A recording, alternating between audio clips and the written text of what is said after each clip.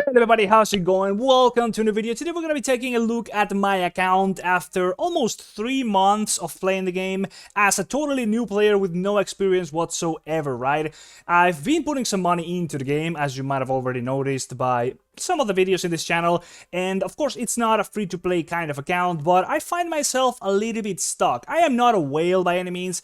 I've spent, I don't know, maybe like 800 bucks, which is already quite a little bit, right? But, you know, based off of the amount of money that you can spend in this game, that is like pretty much nothing, right? So I find myself a little bit stuck because of the fact that I just don't really see any big breakthroughs in my account's progress anytime soon, even though I already have a decent roster with which I can do quite some high levels on most dungeons and clear some decent content in, I don't know, clan boss and stuff like that. I really just lack some real big upgrades, like some stuff that it's going to be really exciting and stuff that I want to go and actually push right through, right? So we're going to be checking out the state of my account, a little bit of a breakdown and seeing what I've been buying, what I've been putting my money into, what I've been upgraded, and the plans that I currently have. And maybe you guys can see some flaws in my logic over here if I'm like really missing out on something that I have that I could put the time and money into. Money, really talking about money in game. I'm not spending that much anyways, again, as I already mentioned. So yeah, a little bit of an overview of my account, let's go. If you want to join my team in Raid Shadow Legends, click the link in the description to get a free Narma as well as Anax, Uugo, and Mausoleum Mage as you progress through the game. Here's what you need to do. First of all, log out of Platinum Play on PC and uninstall. Then click the link in the description and register a brand new email. Launch raid and complete the tutorial, and then go to your inbox and claim your first champ. Don't miss out on your chance to get a fresh start in raid with a free Narma and 3 epic champs. Click on my link right now. Before we go any further, please go ahead and check out Aptoide if you haven't done so yet. It's going to be allowing you to get yourself a bonus that can go from extra 10% of any amount of money you are spending in Raid Shadow Legends through Aptoide, all the way up to extra 35% of that much money, right? So picture this, I will be buying this pack with my real money and I will be getting $8 as a cashback, which in turn I'm going to be able to use in the future to do more purchases for myself using that cashback instead of my actual money, and I would be basically buying the thing for free, right? The prices in the game are the same as if regular, not using Aptoide, so definitely it's just worth using Aptoide. We'll talk more about this at the end of the video. For now, let's keep going. Anyways, let's go, right? So you can see I'm here at level 55 at the moment, nearing 1,000,000 power, right? I'm getting to a point where I do have quite some champions, right? Real quick, I already showed you in the intro, we do have quite a decent roster. Over here, my main champion at the moment is Alice. She's by far the most powerful one, and that is of course because she is the free champion, which basically comes with the gear that you're gonna need to put on her, which is literally just the savage gear and all the accessories, which are already 6-star legendary, right? She's not booked up whatsoever, although she has the mastery. She has a decent well, I did put on her the event, what did you call it, these relics that we got for free, basically, everybody, right? It's not bad whatsoever on her. It's pretty good for arena. In any case, she is definitely the meat and bones of my team, and after that it's just a bunch of other random characters. I got Owella pretty early on. She's basically my best support that I do have at the moment for most endgame content. I do need the healing because I do have a reviver on my team, but it's like kind of weak. Urex Arthur is doing the job a little bit here. I'm mostly using him in most dungeons, not gonna lie, because I don't really have any other reviver. I recently acquired Nekmoth, which is doing the job a little bit here for me on like the spider and stuff like that, right? So he was quite a big upgrade. And then I did have a Kentum pop for myself pretty early on, and he's my only poisoner in the team right now, basically doing the heavy work on the clan boss or like fire dragon and stuff like that, things where he is really strong, right? So I do have a decent team where I do have a poisoner, I do have some supports that are okay. Alice is doing the job for me in doing damage, mainly in PvP, and also in general campaign farming and stuff like that. Then I am building up specific champions that are good for specific types of content, so I can keep pushing in certain avenues, right? So for example, I do have the Armiger for the Spider, for the Fire Knight, for the Ice Golem. Not really using him on the Ice Golem, actually. Then I did build the Ruella simply for the Fire Knight, although I haven't really actually gotten to use her much. She's actually decently gear, and I'm actually still upgrading the necklace over here, which rolled decent enough for her. And then I am building stuff like, for example, I was also going to be building a Husk, right? I didn't even actually finish him. I got the gear on him, literally. I think it's like decent gear with some immortal and lifesteal and stuff like that. The stats on him are not good whatsoever, but they are also not terrible. He was just a little bit of a project that I kind of abandoned because I had more important stuff for the Spider in particular. He was going to be supposed to be my control character for the Spider. And then I got Achak, who's basically basically able to do a little bit of the HP burn. He's my only HP burner in the team, and that is really a stretch because the HP burn on him is only really coming from the A3, and it's very conditional based off of whether or not you have a decreased attack debuff on the spider and stuff like that. Not really easy to pull it off. So at the moment, I'm really struggling on avenues like the spider in particular because I don't have an HP burner, right? On the spider, I do also have the Miscreating Monster, which would be a better option for just control than Miscreating Monster in general. So I do have some projects over here that could still take me a long way in specific avenues of the game. For example, I recently got Morag as well. I used a promo code which got me a bunch of Plarium points, and I was able to speed run through the entry-level Plarium points program. So I got her for free basically just from that, and she is pretty decent in many avenues. Not really sure where I would yet put her. I think she's straight up just great for the sake of the the counter attack thing whenever they are under a strengthening buff. I think that she definitely has some uses, but I still gotta do some research on her and stuff like that, right? Like I have an allure here which kind of doesn't have a spot in my team because I already have the Ruella. I don't know, maybe I could put somebody else out of the team that I do have on the Fire Knight. I do have High Katoon, but I literally don't really think I have a spot where I can use her because I was actually putting some money into the game and I rolled myself a Deacon Armstrong, which is kind of like a stronger version of High Katoon.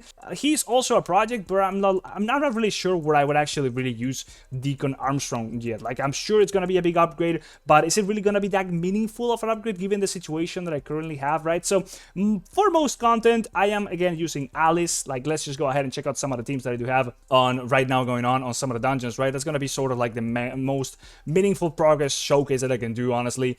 Arena, all in all, not really too important, so I don't think I'm even gonna be checking Arena, but anyways, it's kind of alright, right? I'm like around the gold 2 usually on Classic Arena, right? So for like spiders then, I came up with a team which is literally just Achak and then Necmo, like tanking for the whole thing. It's kind of weird, but it's working at least in stage 17. This is kind of what I'm at. I have Achak to basically control the spiderlings with the freezes. He's still like having his skills leveled up, so at the moment he's not really able to do all his effect because the actual attack that's going to be doing the stun locking thing for the spiders, the freezes, and the HP burn is not happening that often. Negmo is here just tanking. He's healing up a lot through the leech. Then we have the Armiger doing the turn meter control. I do have Udex Arthur here for the revive. Literally, I only need him to do a little bit of AoE. In fact, I would like to not have that much AoE because when I do get the HP burn onto the spider and then with my Acanthum, I'm able to spread that HP burn, and that is the only way that I can get like a good, decent, quick run on the spider,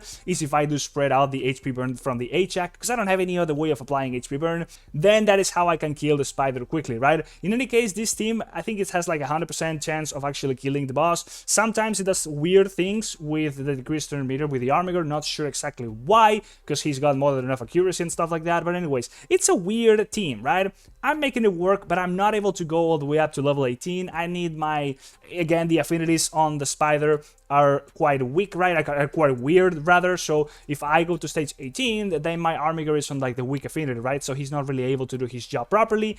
I need to find somebody else to do the turn meter decreasing, right? So yeah, extremely weird. Now, looking at stuff like, I don't know, let's say Ice Golem, right? I'm actually able to farm stage 20 decently alright, which is already quite an accomplishment. I don't think you would rather want to go much higher for farming this. In fact, right now, we have an event for the Ice Golem farming straight up, right? So this is what I'm using. I just have a Kentum over here so we can skip some of the ad phases on the boss. So we have the poisons. He's going to be applying a lot of those. And then as the poisons stick, that's how the passive works.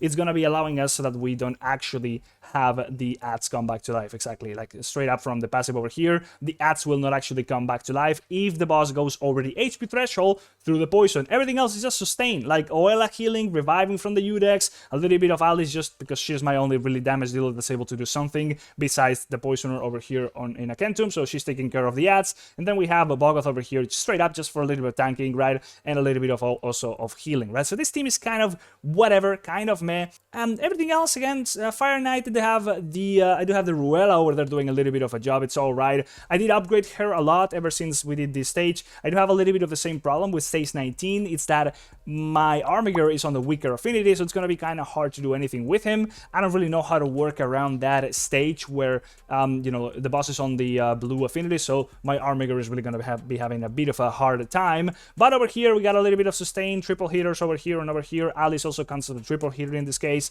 and then Oella just for the sake of sustain because, well, the Fire Knight does quite some damage, but we should be quite fine once we do get to the boss just to go through all the turn meter control through Armiger and Ruella. Now that Ruella is fully maxed out pretty much, we have all the skills leveled up, her A1 is going to be doing quite some work, so we should be fine to progress here all the way up to stage 20 if we do manage to push over stage 19. But yeah, again, I'm really stuck on that thing about the turn meter control. I cannot rely on the Armiger. I've not been putting any time on these 2 dungeons, by the way.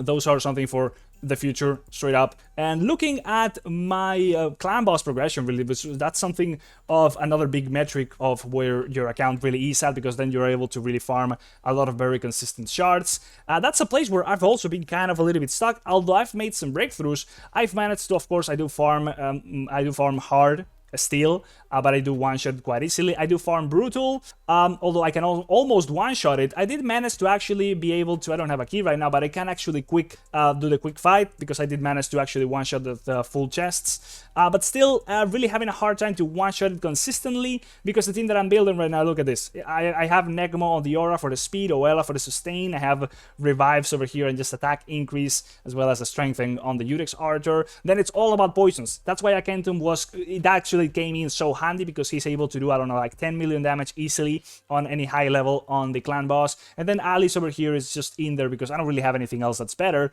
But Alice doesn't really contribute that much, right? She doesn't have Brimstone. I should definitely have Brimstone, but I need to switch it away, and I do use this blessing because it's kind of decent on Arena. So if I had her on Brimstone, she would be doing quite a little bit more damage.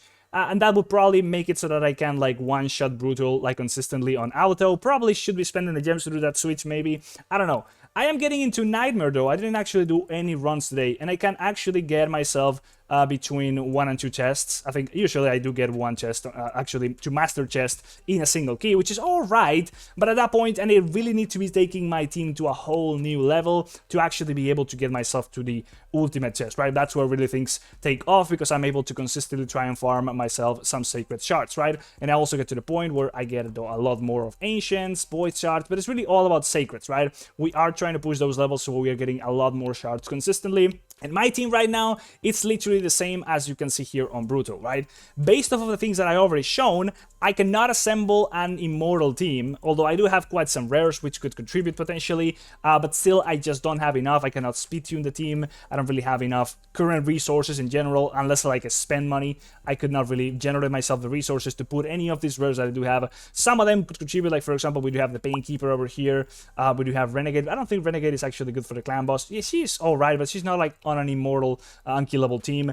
We do have the Kale, which could be alright in some teams, but yeah, straight up, he was not my starter champion, so he's just whatever right now. Anything else, I do have some stuff in the vault over here, just like cooking and stuff, but yeah, not enough, not even close to being able to assemble an immortal team for the clan boss, right? So I do have the tools that I have over here, a lot of epics that I do have that I could put some time into, could potentially be some upgrades somewhere here and there, but nothing that I say that, okay, with this I'm gonna be able to. I do have a Skull Crusher, by the way, which is definitely great if I can put together that unkillable team, but still not enough with only a single Soul Crusher and not enough with what I have right now. So I don't know if you guys can think of any projects that I really should put my time into. I was thinking about Hotatsu, which could aid some in the Ice Golem, but I'm alright in the Ice Golem already. I'm clearing it decently, so I don't think he's gonna be a meaningful upgrade. The Husk, I just thought, I don't know, I don't see the point on him anymore. The Elhain is kind of whatever. She's not even at 100% crit rate, but she's kind of being phased out of my team. I don't really use her anyways, besides just Tag Arena.